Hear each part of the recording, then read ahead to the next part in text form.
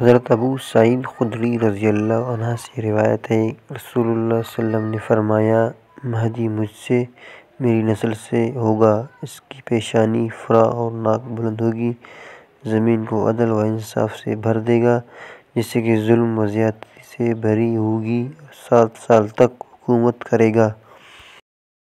حضرت جابر بن سمرہ رضی اللہ عنہ کہتے ہیں کہ میں نے رسول اللہ صلی اللہ علیہ وسلم سے سنا، آپ فرماتے تھے، یہ دین قائم رہے گا حتیٰ کہ اس پر 12 خلیفہ آئیں گے اور ان سب پر امت متفق ہوگی۔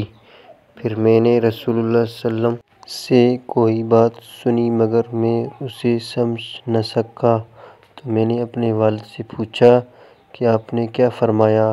تو انہوں نے بتایا، وہ سب قریش میں سے ہوں گے۔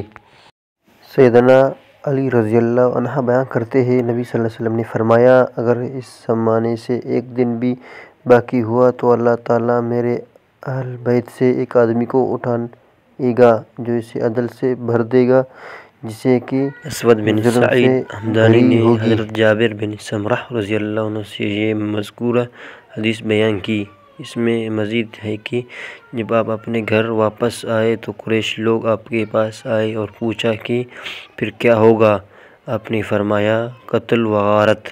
سیدہ ام سلمہ رضی اللہ عنہا نے نبی صلی اللہ علیہ وسلم سے زمین میں دھنسا دے جانے والے لشکر کا قصہ بیان کیا۔ اس میں ہے کہ میں نے عرض کیا، اے اللہ کے رسول، اس آدمی کا کیا حال ہوگا جسے مجبوراً ان کے ساتھ نکلنا پڑا ہوگا؟ آپ نے فرمایا، وہ زمین میں دھنستا تو جائے گا مگر قیامت کے دن اپنی نیت کے مطابق اٹھایا جائے گا۔